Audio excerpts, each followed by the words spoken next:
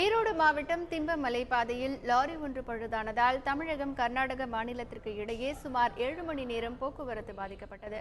ஈரோடு மாவட்டம் சத்தியமங்கலத்தை அடுத்த திம்பம் மலைப்பாதை 27 கொண்டை ஊசி வளைவுகளை கொண்டது. இப்பாதையில் நேற்றிரவு கோதுமை மூட்டைகளுடன் சென்ற லாரி ஒன்று 20வது வளைவில் பழுதடைந்தது. இதனால் மலைப்பாதையின் இருபுறமும் வாகனங்கள் செல்ல முடியாமல் அணிவகுத்தன.